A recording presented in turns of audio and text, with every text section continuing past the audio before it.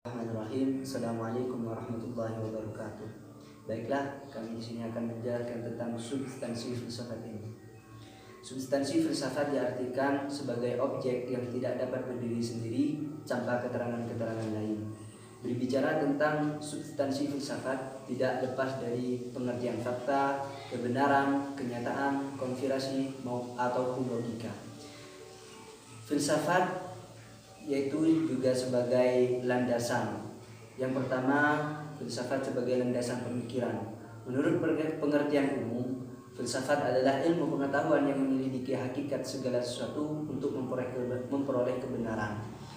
Berbagai pendapat khusus tentang filsafat, yakni yang pertama rasionalisme, yang kedua materialisme, yang ketiga idealisme, yang keempat hedonisme, dan yang kelima stoikisme. Yang kedua yakni filsafat sebagai landasan perencanaan. Perencanaan diartikan sebagai suatu proses pengambilan keputusan berdasarkan fakta mengenai kegiatan yang akan dilakukan untuk mencapai suatu tujuan.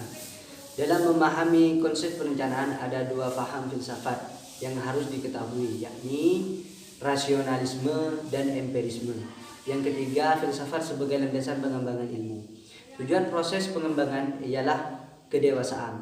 Pendidikan diartikan proses usaha manusia dewasa yang sadar akan kemanusiaannya dalam menanamkan nilai dasar pandangan hidup kepada generasi muda agar menjadi manusia yang bertanggung jawab dengan tugas hidup sebagai manusia.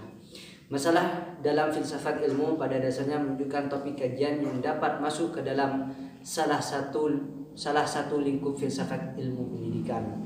Adapun masalah-masalah tersebut ialah yakni masalah metafisik, masalah epistemologi, masalah metodologi, masalah logis, masalah etis, dan yang terakhir masalah estetis. Keempat, yakni filsafat ilmu kaitannya dalam pendidikan dan profesional.